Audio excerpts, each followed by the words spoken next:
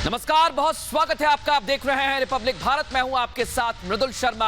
आप देख रहे हैं 10 में है दम। नमस्कार, 10 में दम में आपका स्वागत है। मैं हूं आपके साथ निधि वासंदानी। बताएंगे आपको योगी के गर्मी वाले बयान का जवाब कैसे चर्बी उतारने से दिया जा रहा है। आपको यह भी बताएंगे कि कानपुर और कन्नौज में कैश कांड के बाद नोएडा में कैश कितना मिला और कहां से मिला। और पंजाब की अमृतसर ईस्ट इस बार कैसे इस पर बिग फाइट होने वाली है, ये भी आपको बताएंगे 10 में है दम में। और आपको यह भी बताएंगे कि बजट में आखिर आपकी जेब पर कितना असर डाला है, आपको क्या मिला है। लेकिन पहले मृदुल, रोज की तरह कू ऐप यूजर्स के लिए आज का सवाल जल्दी से देख लीजिए। आज का सवाल क्या है जिस पर आपको अपनी राय देनी है, अपना ओपिनियन देना है। आज का सवाल है, किसान हितैषी बजट होने से बीजेपी को क्या चुनाव में फायदा होगा। यह आज का सवाल है। अभी जाइए कू ऐप पर, रखिए अपने विचार, अपने ओपिनियन। शो के अंत में इसका रिजल्ट हम आप तक पहुंचाएंगे। मृदुल। बिल्कुल निधि, 10 में है दम में बात करेंगे। सबसे पहले बड़ी खबर आ रही है, भारतीय जनता पार्टी ने अपने उम्मीदवारों की एक और लिस्ट जारी कर दी है और इस लिस्ट में बहुत बड़े नाम भी सामने आए हैं। तो कई निधि ऐसे नाम हैं जिनका टिकट कट गया है। नई लिस्ट भारतीय जनता पार्टी की आ गई है और उत्तर प्रदेश बीजेपी ने नई लिस्ट जारी कर दी है। उत्तर प्रदेश बीजेपी की इस लिस्ट में कई चौंकाने वाले नाम भी सामने आए। लखनऊ कैंट से मौजूदा सरकार में मंत्री ब्रजेश पाठक को टिकट दिया गया है। बिल्कुल, इस नई लिस्ट में 17 उम्मीदवारों के नाम है। लखनऊ कैंट से ब्रजेश पाठक को टिकट दिया गया है, जबकि विवेक, ये माना जा रहा था कि रीता बहुगुणा जोशी ने अपने बेटे के लिए मांग रखी थी कि इस सीट से टिकट दिया जाना चाहिए, लेकिन यहां से ब्रजेश पाठक को टिकट दिया गया है। विवेक। बिल्कुल, कैंट सीट पर काफ़ी लोगों की दावेदारी थी, जिसमें रीता बहुगुणा जोशी ने भी अपने बेटे के लिए टिकट की मांग की थी और उस अपर्णा यादव भी वहां से टिकट को लेकर के जो चर्चाएं थी कि वहां से टिकट वो मांग रही थी। हालांकि वहां से ब्रजेश पाठक का टिकट हुआ है, जो कि इसके पहले लखनऊ मध्य से वो विधायक रहे, मंत्री रहे। हालांकि बीच में उनकी जो चर्चाएं हैं वो लखनऊ पूर्व को लेकर के चल रही थी, लेकिन फिलहाल लखनऊ कैंट से उनको टिकट दे दिया गया है। और एक जो बड़ी खबर यह है कि जो सरोजनी नगर से जो सिटिंग विधायक रही और वहाँ से मंत्री भी रही, राज्य सरकार में स्वतंत्रता वो रही, और उनका स्वाति सिंह, उनका टिकट काट करके कल ही बीआरएस में ईडी से जो ज्वाइंट डायरेक्टर रहे राजेश्वर सिंह, उनको टिकट मिला है। हालांकि यहाँ से ये चर्चाएं थी कि स्वाति सिंह और उनके पति दयाशंकर सिंह दोनों लोग टिकट मांग रहे थे, लेकिन फिलहाल दयाशंकर सिंह और स्वाति सिंह दोनों का टिकट कटा है। पिछले दिनों स्वाति सिंह ने एक ऑडियो वायरल कराया था, जिसके बाद से आलाकमान में इस बात को लेकर के काफ़ी ज़्यादा नाराज़गी थी। हालांकि सूत्र ये बता रहे हैं कि दयाशंकर सिंह को भारतीय जनता पार्टी कहीं ना कहीं से एडजस्ट करेगी और बलिया की किसी सीट से टिकट मिलने के जो आसार हैं वो बताए जा रहे हैं। हालांकि इस दौरान कुछ और जो सिटिंग विधायक रहे उनको भी टिकट मिले हैं, जिसमें कि जो लखनऊ की जो उत्तर की सीट है वहाँ से नीरज बोरा को टिकट मिला है। तो जो लखनऊ की जो पूर्व की सीट है वहाँ से आशुतोष टंडन को टिकट मिला है, जो कि रिपीट हुआ, यानी कि इसके पहले भी आशुतोष टंडन वहाँ से विधायक रहे और मंत्री भी रहे सरकार में। हालांकि जो लखनऊ मध्य की सीट है वो चेंज हुई है, जिसमें कि जहाँ से ब्रजेश पाठक विधायक थे वहाँ से रजनीश गुप्ता नए चेहरे को लाया गया है। तो वहीं पे जो मोहनलालगंज की जो सीट है वहाँ से अमरीश कुमार को टिकट मिला है। और एक जो बड़ी सीट है जो मलिहाबाद की सीट है वो कौशल किशोर, जो इसमें केंद्रीय मंत्री हैं, उनकी पत्नी जया देवी को टिकट मिला है। हालांकि वो सिटिंग विधायक भी रही। तो ये कुछ नए और बड़े नाम हैं, साथ साथ जो कुछ पुराने नाम भी जो रिपीट हुए हैं। ये आज की लिस्ट है, कुल 17 लोग की लिस्ट इसमें जारी हुई है। ऊंचाहार से अमरपाल मौर्य को टिकट मिला है। अमरपाल मौर्य को लेकर के संगठन में पिछले काफी बिल्कुल। और विवेक, लखनऊ पश्चिम से अंजनी श्रीवास्तव को टिकट दिया गया है। जैसा कि आप लगातार कह रहे हैं, लिस्ट पूरी बता रहे हैं। लखनऊ उत्तर से नीरज बोरा को बीजेपी का उम्मीदवार बनाया गया। लखनऊ पूर्व से आशुतोष टंडन। तो ऐसे भी नाम हैं जिनकी उम्मीद कम थी, बीजेपी ने उन्हें मौका दिया है।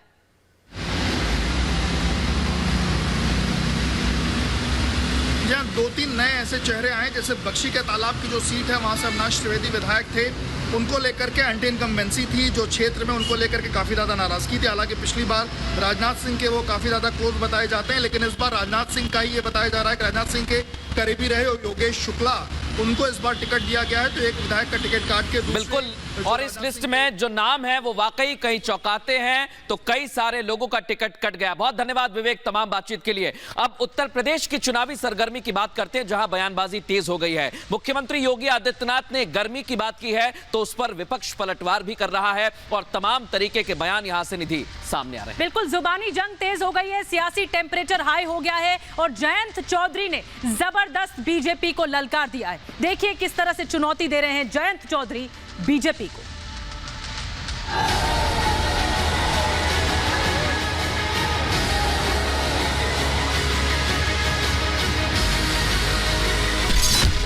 ये गर्मी जो अभी किराना में और मुजफ्फरनगर में कुछ जगह दिखाई दे रही ना, ये सब शांत हो जाएगी उसके बाद। क्योंकि गर्मी कैसे शांत होगी, ये तो मैं मई और जून में भी इसको बहुत शिमला बना देता हूं।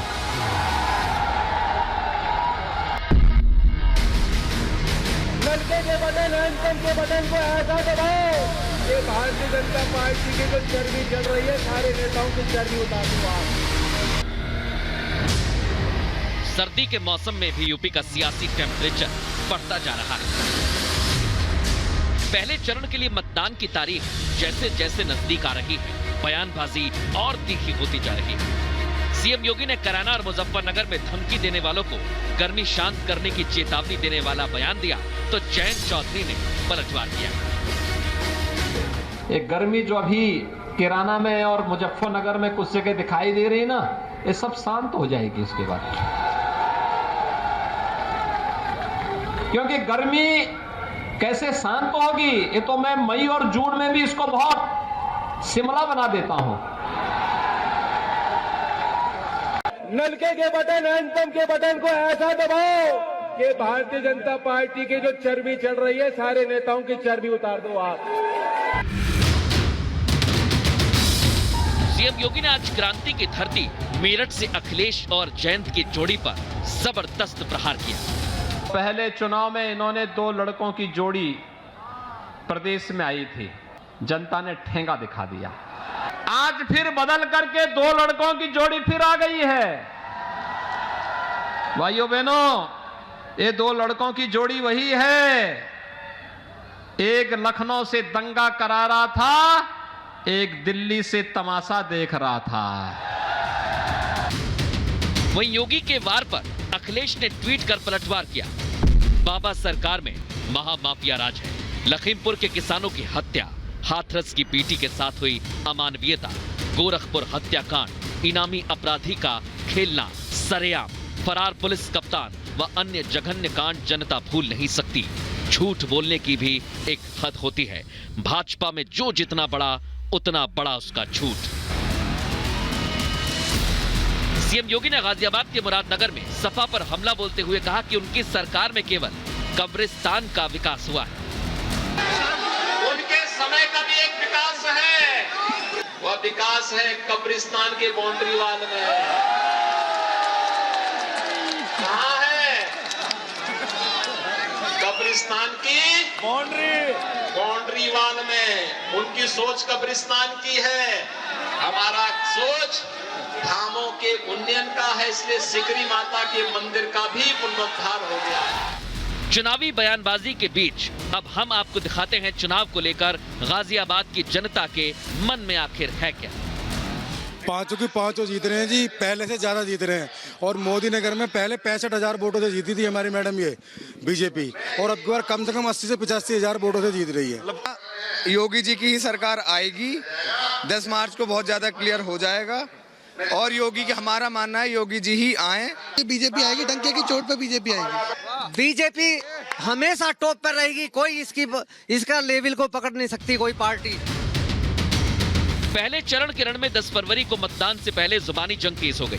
कोई गर्मी शांत करने की बात कर रहा है, तो कोई चर्बी उतारने की बात। अब देखना होगा कि सियासी बयानबाजी का जनता पर कितना असर होता है और जनता किसके सिर पर जीत का सेहरा बांधती है। Bureau report, Republic Bharat.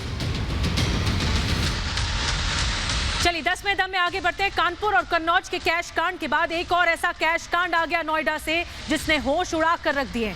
मृदुल। बिल्कुल, और निधि होश इसलिए उड़ाए हैं क्योंकि नोएडा में 600 लॉकर मिले हैं और इस 600 लॉकर में काली कमाई सामने आई है। कौन है ये काली कमाई के कुबेर और कहां तक एक्शन हुआ है, दिखाते हैं रिपोर्ट में।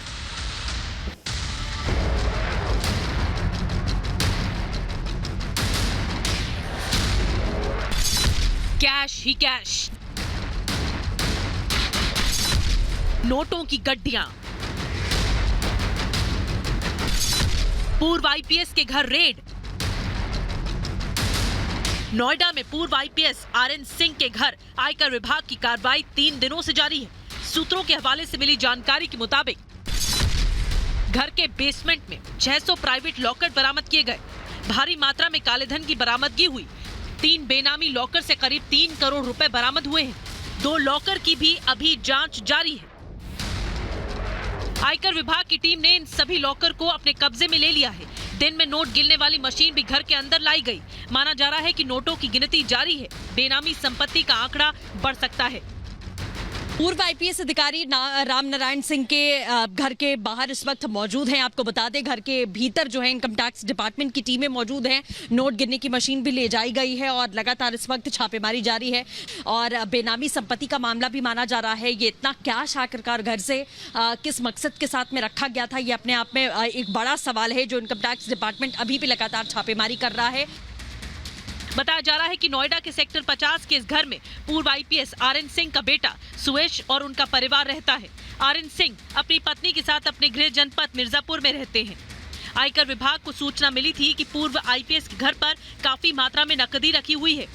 इस पर जब टीम ने छापेमारी की तो घर के बेसमेंट में करीब 600 प्राइवेट लॉकर मिले। ये लॉकर अन्य लोगों के बताए जा रहे हैं जिन्हें किराए पर दिया जाता था। आयकर विभाग जब इन लॉकरों को किराए पर लेने वाले लोगों तक पहुंची तो वो इसे अपना मानने से इनकार करने लगे। बताया जा रहा है कि लॉकर किराए पर देना पूर्व आईपीएस का पुश्तैनी काम है। ऐसे में टीम ने अपनी जांच का दायरा बढ़ा दिया। अब देखना होगा कि करोड़ों की ये काली कमाई पूर्व आईपीएस की है या फिर लॉकर से मिला कैश किसी और का है। Bureau report, Republic Bharat.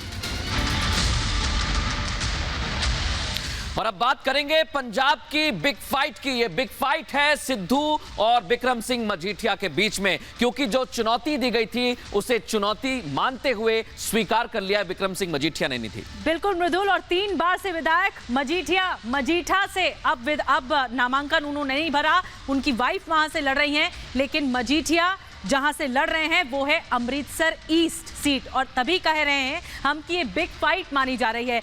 दागदार चेहरा है मजीठिया का, लेकिन उसके बावजूद भी 2 दिग्गज आमने सामने हैं। देखिए जरा।